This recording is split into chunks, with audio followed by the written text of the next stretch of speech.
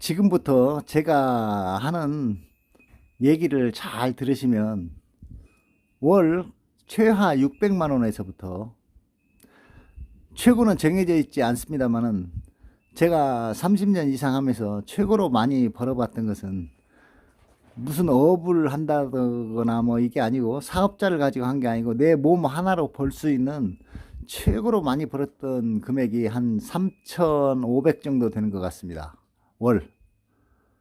그런데 지금 현재도 제가 말씀드리는 이 부분 중에 제대로 듣고 끝까지 용접을 마스터 하신 분들은 최소 못 벌어도 월 600에서 많게는 몇 천까지는 벌 수가 있습니다. 제가 하는 영상을 놓치지 말고 꼭 보시고요.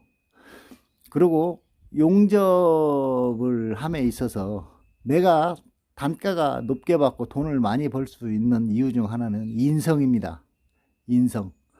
첫째, 선후배 관계 철저하고 내 자신의 이득을 조금은 포기하고 모든 선배 후배들 잘 챙김으로 인해서 내 자신의 이득을 조금 포기를 하면 그런 행운이 닥칠 수도 있습니다.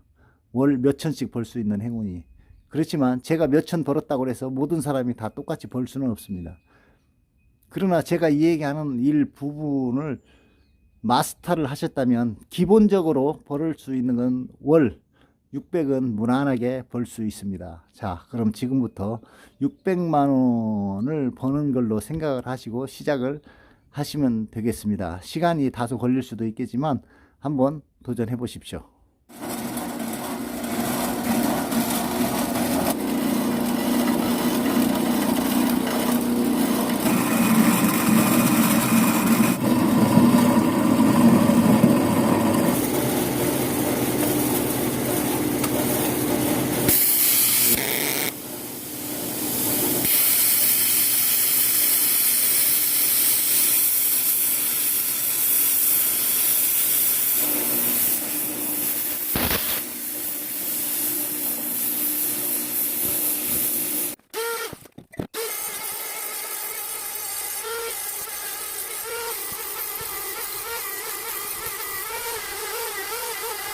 안녕하세요, 구독자 여러분. 지금부터 제가 이 용접에 대해서 설명을 할 건데요. 이제 오늘은 용접기 토치하고 용접기 선택하는 거에 대해서 말씀을 드릴까 합니다.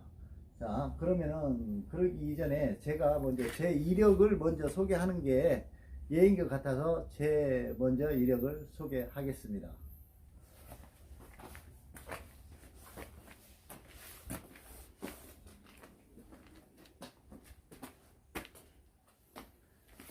저는 용접 관련해서 용접을 30년 이상 했습니다. 30년 이상 했고, 그냥 그러고 지금 현재 국가에서 인정하는 기능장이고, 또 나이상 프리랜서로 뛰다 보니까 지금 현재 이제 시골에서 이제 귀농을 해서 농사를 지으면서 이래 가만히 있는 형국입니다. 그런데 그냥 있기보다는 무언가 후배들을 위해서, 또 무언가 배움을 위주로 하시는 분을 위해서 조금의 도움이 될까 싶어서 제가 한번 이 영상을 시작을 하기로 했습니다. 용접 관련에 대해서 모든 거를 다 이제 저술 영상 다 만들어서 보여주게 될 건데요. 그러기 이전에 제 자신의 이력이 말로만 30년인지 말로만 기능장인지가 아니고 실제 제가 30년 동안 있었던 자격증을 제가 근거 자료까지는 아니어도 그냥 내 경험에서 30년 동안 했던 흔적을 한눈에 볼 수 있는 부분을 약간 보여드리겠습니다.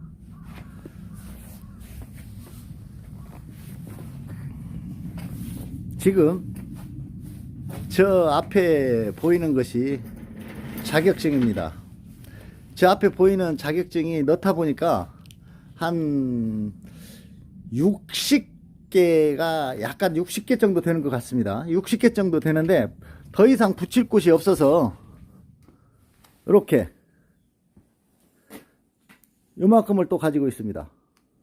이것도 한 60장 정도가 됩니다. 자격증으로 한 60장 정도 되는데 뭐 더 이상 많이 붙인다고 그래서 뭐 이럴 것 같지도 않고 제가 붙일 수 있는 한계 정도가 저 정도인데 지금 현재 붙여져 있는 게 절반 정도 붙었다고 생각하면 됩니다. 그냥 결론적으로 자격증만 한 100개 이상 된다고 보시면 되겠습니다. 그러면 자격증이 무슨 놈의 자격증을 맞냐 그러는데 제가 먼저 한번 보여드리겠습니다. 여기 이거 보이시나요? CS 6인치 아스메 6G SMAW 자격 번호가 EDS 그 다음에 연도 이거는 EDS 같은 자격증인데 이건 3G 4G입니다. 이건 85년도 7월 15일 그러니까 85년도부터 전문 용접사가 된 거죠. 그 이전에 물론 뭐 조공도 거치고 다 했지만은 85년도 이전에 그리고 여기 자격증 보면 001번이죠. 요 대우건설인데요. 월성 원자력 발전소에서 했던 아이디 넘버. 그 다음에 이거는 삼성중공업. 그리고 밑으로 쭉 내려와서 현대중공업. 현대. 이 프로젝트별로 다 있습니다만 낚기가 있고 AP몰러 여기 낚기가 AP몰러 바이오 군단 이것도 바이오 군단 뭐 이렇게 쭉 있는데 여기 보면 자격증 하나를 보여드리겠습니다. 여기 보시면 2분의 1인치 오버 CS, SS, DSS 카파니켈 이제 이런 식으로 되어 있고요. 그 다음에 여기 보면 슈퍼 디플럭스도 있습니다. 거의 모든 자격증이 우리나라에서 발행된 티타늄까지 자격증 다 있습니다. 예. 이제 우리나라에서 그 다음에 원자력 발전소, 그 다음에 여기 동아건설, 그리고 우리나라 주 건설 업체는 거의 다 갔다고 보면 되고요. 그 다음에 해외공사도 역시 마찬가지입니다. 해외공사도. 그러니까 요 삼성 거 같은 경우에는 자격증 하나에 자격증 부여된 자격증이 한 4개씩은 됩니다. 예? 하나, 둘, 셋, 4개. 여기도 하나, 둘, 셋, 4개. 이게 협력업체에 제가 근무를 하면서 그 프로젝트별로 시험을 다 보는 건데요. 시험을 볼 때마다 하나씩 받았던 자격증인데 이게 100% 다 모아진 것은 아니고 예전에는 이 자격증 시험을 보고 나와서 사직을 하게 되면 자격증을 전부 다 회수해 갔습니다. 회수해 갔기 때문에 그거보다도 오히려 이거보다도 좀 더 많죠. 그런데 이 자격증이 이제 시험을 보게 되면 하나만 가지면 다 되는데 우리나라 같은 경우에는 뭐 기능장도 있고 밑에 뭐 기사도 있고 기능사도 있고 뭐 다 있는데 뭐 기능장이라고 해서 국가에서 주는 혜택은 전혀 없습니다. 이제 내가 알고 있는 일에 이제 삼성중공업 같은 경우에 이제 명장님, 대우중공업 명장님, 현대중공업 명장님, 그 다음에 두산, 옛 한중이죠. 옛 한중. 거기 계시는 우리나라 여탄 뭐라고 그래야 되나? 여탄 그 기능을 최상사점에 계신 명장님들하고도 면이 많고 명장님들하고도 대부분 다 압니다. 제가 이걸 올리게 되면 우리나라에서 용접하시는 분들은 아시는 분들은 저를 많이 알아볼까 하는데 뭐 본의 아니게 이렇게 하게 됐습니다. 그리고 왜 이렇게 시험을 많이 보느냐 이렇게 말씀들 하실 수 있는데 거기에 대해서 조금 설명을 드리겠습니다. 이것이 WPS라는 건데요. 용접 절차 사양이라 해서 이래 보면 이래 있습니다. 대부분 용접에는 뭐 하나같이 말씀하시는 게 용접에는 정답이 없고 용접은 어떤 게 제일 잘하냐, 내가 용접을 제일 잘한다 이렇게 말씀들 하시는데 그렇지 않습니다. 용접에도 분명히 정석이 있습니다. 그 정석이라 하는 것은 그 공사를 하기 위해서 만들어진 이 WPS가 바로 그 답입니다. 이 WPS에 준하는 형태대로 용접을 하는 것이 최고로 용접을 잘하는 것입니다. 그리고 자격증을 득하고 나면은 이런 비파괴 검사를 하게 됩니다. 비파괴 검사. 이것도 한번 유심히 봐놓으면 도움이 많이 됩니다. 이건 PAUT인데요. 요즘은 RT를 안 찍고 이런 PAUT를 합니다. 이렇게. 그러고 나서 밑에 쭉 내려와 보면 작업하는 도중에 결함이 어떻게 생겼는지 이렇게 결함 표시까지 다 있습니다. 파이프 진원도에서 결함이 하나, 둘, 셋, 네 개 있지 않습니까? 4개 같으면 어떤 형태로 어떻게 이렇게 이루어져 있는지, 깊이는 얼마만큼 되고 크기는 얼마인지 정확한 사이즈가 나옵니다. 꼼짝 말하겠죠. 그리고 이 용접을 시험을 왜 이렇게 자주 보는가에 대해서 문제점을 내가 예전에 한번 저술한 적이 있습니다. 이게 원자력 발전소에서 있었던 그건데, 저 영광, 원자력, 영광, 월성, 고리, 울진 다 있는데 거기에 자격증을 하나를 통합을 하려다 보니까 거기에 문제점을 제가 한번 제시한 적이 있습니다. 여기 보시면 공용 절차서, 용접 절차서 시방서 및 계정 관리 절차서의 각 업소용 절차서로 작성 시 문제점입니다. 문제점. WPS 및 PQR을 사업소 교환을 할 수 없으며 작성에 따른 많은 비용이 발생한다. 이래서 A라는 업소에서 작성한 WPS를 공용 절차서인 용접 절차서 시방서 작성 및 계정 관리 절차서에 따른 작성하면 이 WPS를 필요로 하는 다른 업소에서 별도의 작성하지 않고도 PQR을 가져다가 사업소 특성에 맞게 WPS를 작성하여 사용할 수 있으며 WPS 작성의 요소들은 비용을 절감할 수 있음 해가지고 이렇게 제가 절차서를 공문화에서 한번 올린 적이 있습니다. 이 공문화에서 한번 올린 적이 있었는데 이게 통용이 되지 않았습니다. 그래서 시험을 보다 보면 감독관 따라서 규정이 틀리다고 다 이래 말씀하시는데 그 감독관들도 역시 규정에 틀린 걸 자기 눈에 드는 걸 가지고 하는 것이 아니고 이 PQR의 WPS에 만들어진 이 기준의 원칙에 의해서 그 검사를 하게 됩니다. 그렇기 때문에 검사관들은 저는 기분 좋으면 합격시키고 기분 안 좋으면 합격시킨다 하는데 물론 그런 부분도 없지 않아 있습니다. 그렇지만은 그거는 그 WPS를 만드는 과정에서 생긴 그 기술적인 노하우를 그 사람들은 기술적으로 가지고 있는 사람이고 우리는 현장에서 실무적으로 가지고 있는 사람의 차이라고 보시면 되겠습니다. 더 중요한 것은 그 시험을 각 현장에 공사 하나하나마다 시험을 봐야 되기 때문에 이렇게 자격증을 많이 보유하게 되는 것입니다. 보시는 바와 같이 자격증이 이렇게 많다는 것은 우리나라 및 각 해외의 공사를 많이 참여해서 일을 했다는 증거 자료이기도 합니다. 그래서 자격증이 이래 많으니까 모르시는 분들은 무슨 자격증이 많냐 이렇게 말씀하시겠지만은 이 자격증을 가지고 있다는 그 자체는 그 사람의 경력을 얘기하는 거니까는요. 내가 뭐 이거 자랑하는 게 30년 동안 뭘 어떤 식으로 용접을 했는지 이렇게 얘기하지만 저는 용접에 있어서만큼은 우리나라에서 참여하지 않은 곳이 참 그게 많지 않다고 봐야 될까요? 어떤 큰 프로젝트에서 어떤 비철이라든지 뭐 발전소 이런 데서 큰 데는 뭐 대부분 참여를 많이 했다고 보시면 되겠습니다.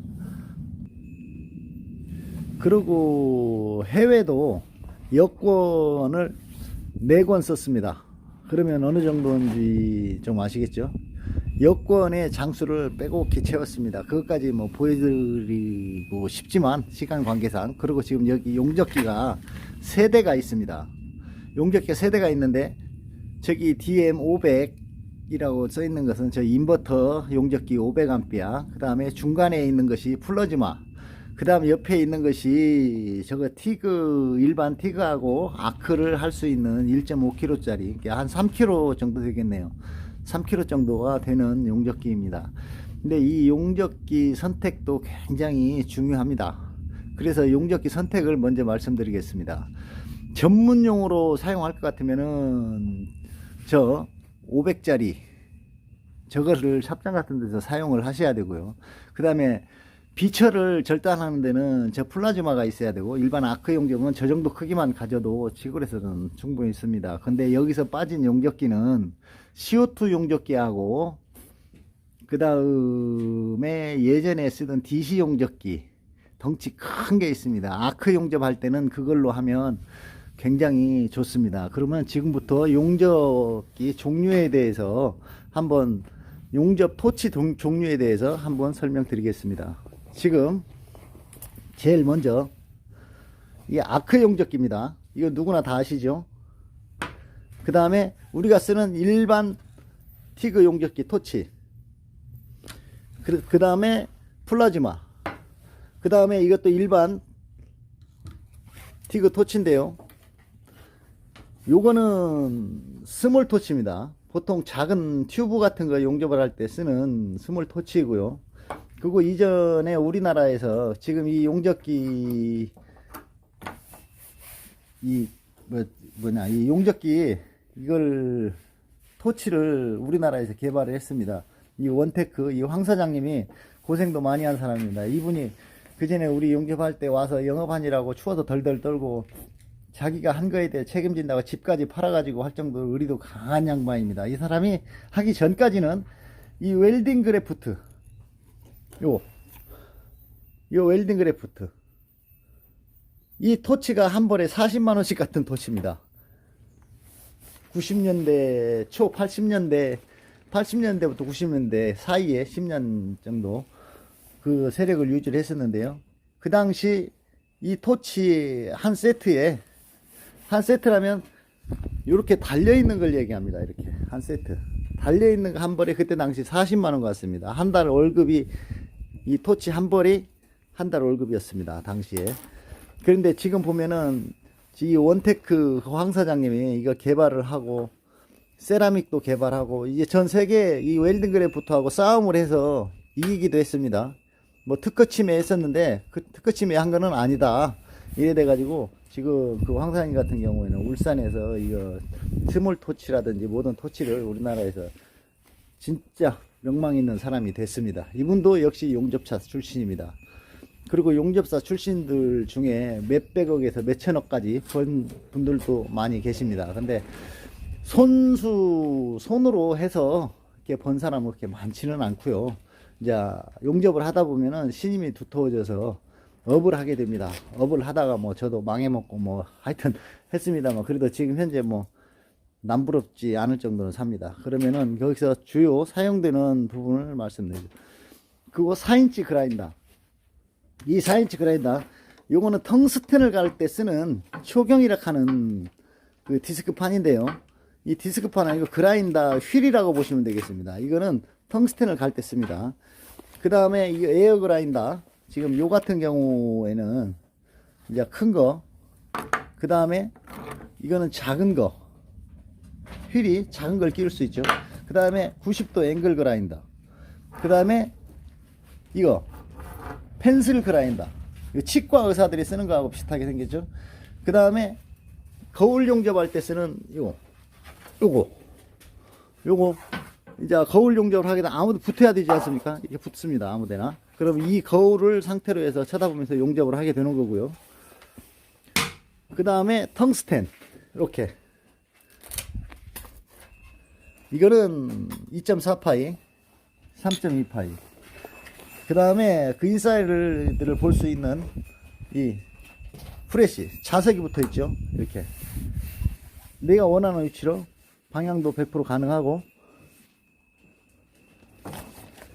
어느 부위에다 붙여서도 사용이 가능합니다. 그리고 다른 거 같은 경우에는 이게 손으로 잡고 보지만 이건 딱 붙여놓고 작업이 가능합니다. 방향도 자석을 붙여놓게 되면. 그리고 세라믹 종류를 이제 설명을 드리겠는데요. 우리나라나 전 세계적으로 지금 쓰고 있는 것들입니다. 근데 이거는 100% 국산 제품이어서 한 번씩 볼 수도 있을 겁니다. 그런데 지금 맨 위쪽에 이제 단지 세라믹이라고 그러죠. 이게 소형, 단지 세라믹 대형, 그 다음에 이게 망사 세라믹, 그 그 다음에 일반적으로 우리가 제일 많이 쓰는 이거 작은 거, 이 세 종류가 이렇게 있습니다. 그리고 지금 이제는 티타늄 지글을 소개해 드릴 건데요. 예전에는 티타늄 지글을 이렇게 만들었었습니다. 국내에서 정품이 나오지 않고 이렇게 다 만들었었습니다. 이렇게 그랬는데 또 고맙게도 이 독일제를 보고 이걸 만드신 분이 또 황 사장님입니다. 웰딩그래프트 사장님이신데 그분이 이것도 개발을 했습니다. 이게 상당히 고가품입니다만은 예전에는 요런 걸 이렇게 잘라서 실지 안에 이 메시지요. 이게 1200방짜리인데 이게 뭐 원단처럼 생겼지만 이게 스테인레스입니다. 요건 바깥대 건데 이거는 1000번입니다. 1000번. 이 메시가 아주 작게 가스를 분사해 주기 위해서 후퍼지용으로 티타늄을 할 적에는 이게 꼭 필요합니다. 이게 예전에는 이렇게 다 만들었었습니다. 저희 때는. 그런데 최근 얼마 불과 한 10년, 15년 전부터는 이렇게 우리 황 사장님이 개발해서 일하기 좋게 편하게 이렇게 만들어져 있습니다. 그리고 모든 용접을 이렇게 하는 데 있어서 사람들이 뭐가 토치가 이래 많냐고 그러는데 실제 알고 보면은 굉장히 많습니다. 용접에 대해서. 용접 면만 보더라도 일반적으로 우리가 쓰는 그냥 단순한 면이 있는가 하면 지금 이렇게 있습니다. 이거는 일반적으로 쓰는 면입니다. 그렇지만 아주 협소한 자리에 쓰는 이런 코너 같은 들어갈 때 이렇게 이런 작은 면도 있습니다. 사람들은 이런 것 자체를 모르시는 분들도 많을 겁니다. 근데 지금부터 제가 이걸 시작을 해서 용접을 교육을 할 건데요.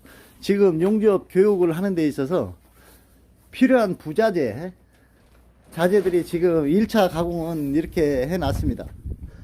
저희 6인치 보이는 게 카본, 그 다음에 여기 이쪽에 요거 보이는 거 이것이 완크롬, 그 다음에 서스 스테인레스. 저 스테인레스 중에서 ERW가 있고 심레스가 있습니다. 저건 심레스 316, 그 다음에 저 작은 것도 여기 316, 그 다음에 저 두꺼운 거는 저건 슈퍼 디플럭스입니다. 요것도 이제 교육을 시작하면 하게 되겠는데요. 그리고 거기에 준비되어 있는 스테인레스 파이프입니다. 그래. 이게 모두 이제 교육 자재로 쓰일 것이고 모든 분들한테 이게 공개가 될 그런 자재입니다. 이렇게. 그 다음에 보일러, 저 튜브도 있죠. 이렇게 다 있을 건데 요걸 차후에 교육을 다 할 겁니다. 그런데 중요한 거는 용접을 배우시는 분들도 있고요. 이미 아시고 계신 분들도 있습니다. 물론 저를 알고 계신 분도 많이 계실 겁니다. 그거보다도 이제 더 중요한 것은 지금 제가 귀농을 해서 이제 14년이 됐습니다만은 이 뭔가 하나 하려면 용접을 배워야 되지 않습니까? 용접을 하우스를 하나 짓더라도 용접 필요하고 하다못해 경운기 뭐 적재함을 하나 떼운다든지 집에 뭐 컨테이너 뭘 하나를 떼운다든지 하찮은 파이프를 떼우게 되는데요. 그 떼우게 되는 부분에 있어서 뭔 제일 많은 게 각파이프 종류일 겁니다. 아마 이것이 각파이프인데요.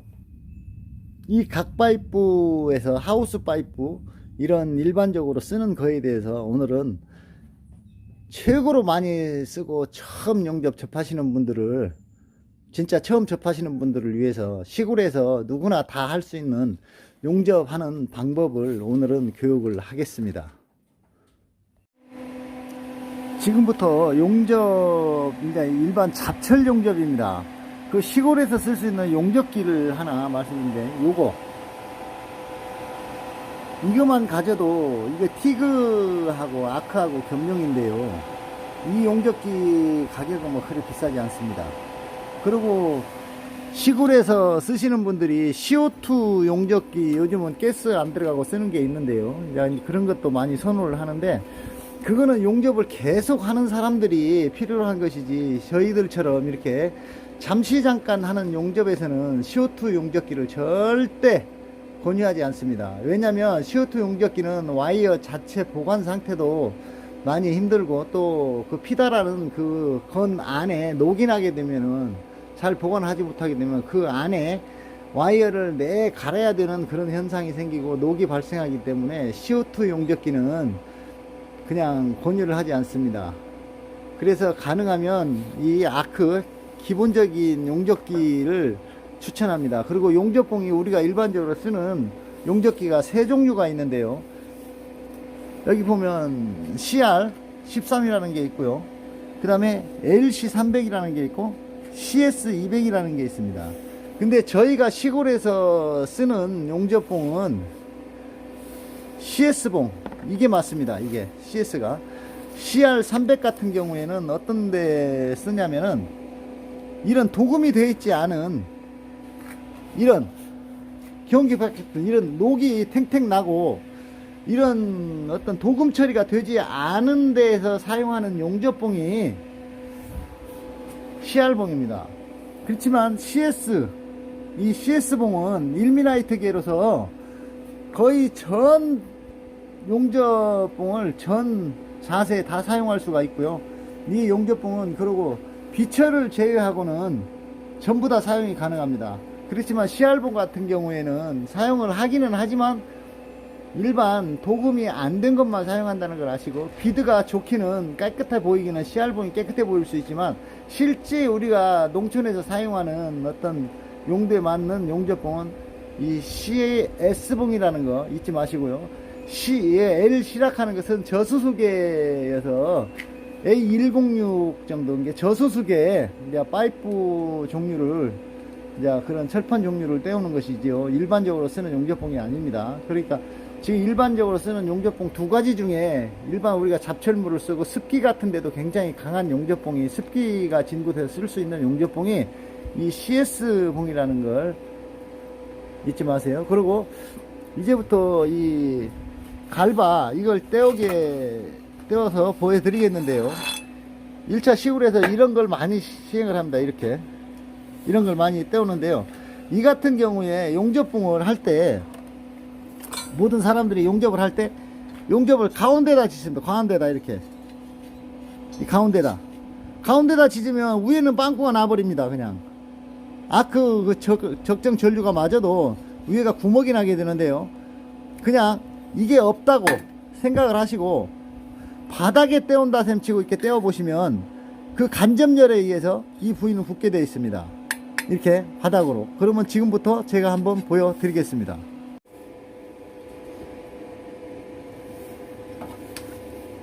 스위치 눌렀어? 응. 자, 지금부터 한번 보여드리겠습니다. 이 용접봉 각도를 자세히 보시면 아실 겁니다.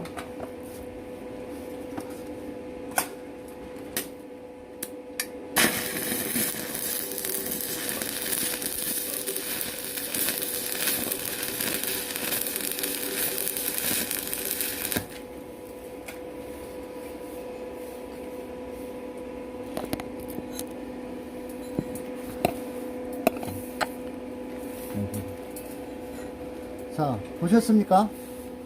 지금 현재 봤을 때 각도가 아래로 봤는데 용접이 안 됐을 것 같지요? 그러면 자, 지금부터 한번 더 보여드리겠습니다. 자, 슬래그를 떨어 보겠는데, 지금부터 슬래그를 떨어 보겠는데요. 한번 보십시오. 붙었나 안 붙었나?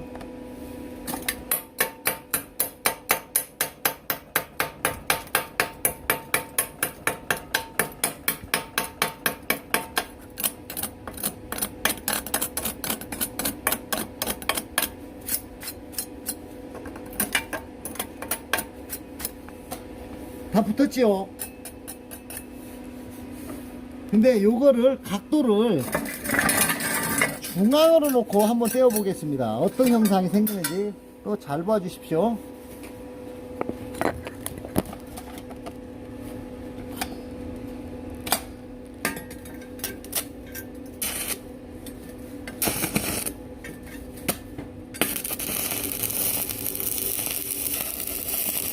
균형 나는 게 보이십니까?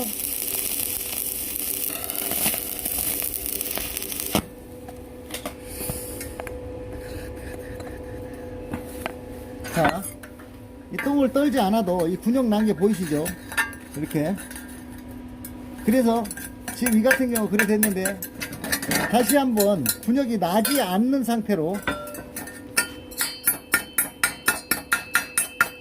금방 했던 거는 각도가 이래 갔던 것이고, 지금 이번에 떼우는 것은 각도를 밑으로 주고 떼우겠습니다. 한번 보십시오.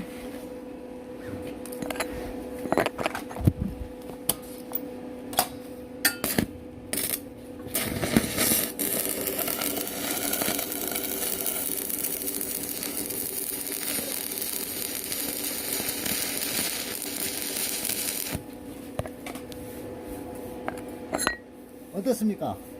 구멍이 나지 않지요? 그래서 이게 굉장히 중요합니다. 용접 각도가. 그 연습을 하실 때, 이제 용접 연습을 하실 때를 말씀드리겠습니다. 연습을 하실 때 그냥 무작정 아래로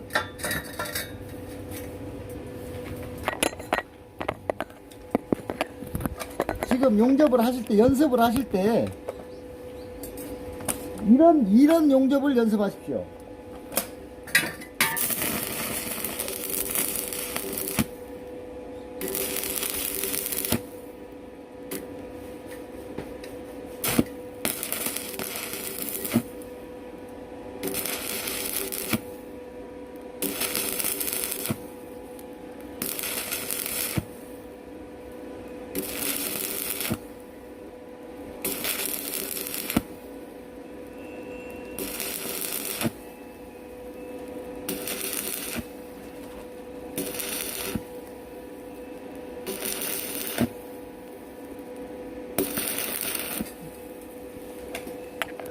자, 지금 제가 한 것처럼 박자를 맞추듯이 하나 둘 셋, 하나 둘 셋, 하나 둘 셋, 이런 형태의 용접을 하게 되면 군역이 나질 않습니다. 그런데 제가 그냥 계속 전진하듯이 용접을 한번 해보겠습니다.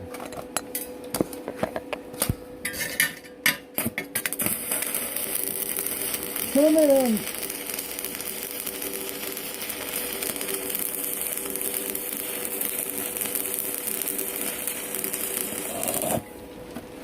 보셨습니까?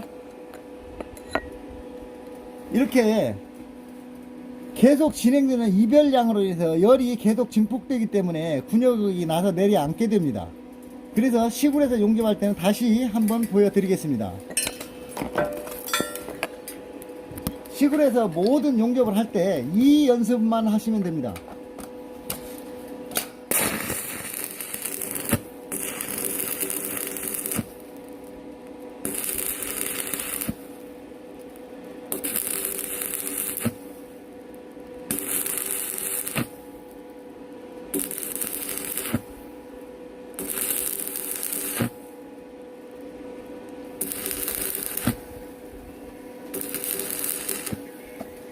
지금 처음과 두 번째, 이제 세 번째 이렇게 한 것처럼 이렇게 잠깐 이렇게 하나 둘 셋, 하나 둘 셋, 하나 둘 셋 하는 이런 리듬을 맞춰서 용접을 하게 되면 아무리 얇은 파이프라도, 얇은 파이프 같으면은 하나 둘 하나 둘 하나 둘 하듯이 이렇게 쉬어가면서 하나 둘 짚고 뛰고, 하나 둘 쉬고 다시 붙이고, 하나 둘 짚고 하나 둘 다시 뛰는 형식으로 하시면 되겠습니다. 그래서 지금 제가 경운기 바퀴에 한번 떼어 보겠습니다.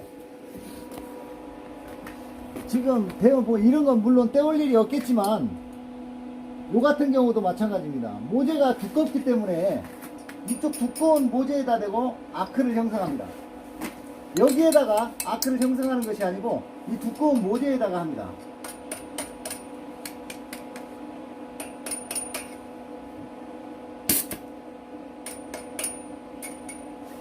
자, 여기 모재가 이 모재보다는 이게 두껍죠.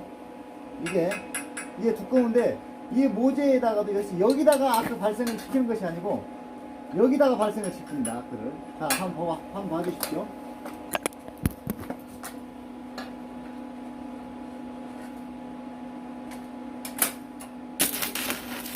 여기서 시작을 해서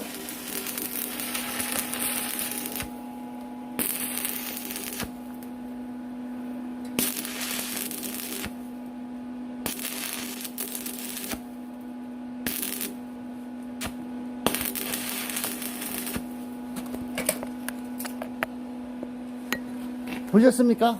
이렇게 박자를 하나 둘 셋 하나, 둘, 셋 형태를 하면은 어떤 용접이든 다 가능합니다. 이제 이것만 하게 되면 그 박자만 알게 되시면은 시골에 계신 모든 분들이 아무리 초보자라도 이런 잡철 용접 같은 경우는 용접을 할 수가 있게 되겠습니다. 오늘은 첫날이어서 여기까지만 하겠습니다. 그리고 1편부터 시작해서 앞으로 계속 진행해 나갈 건데요. 한 15편, 20편까지도 아마 할 겁니다. 저에 대해서 관심이 있으신 분은 구독과 좋아요 꼭 눌러주시고, 구독을 눌러주시면은 다음번에 찾기가 굉장히 편합니다. 아직까지는 한 번도 구독, 좋아요 눌러달란 말을 하지 않았는데, 이 용접 교육하는 만큼은 한 번쯤 해보고 싶었습니다. 감사합니다. 그러면 2편에서 뵙도록 하겠습니다.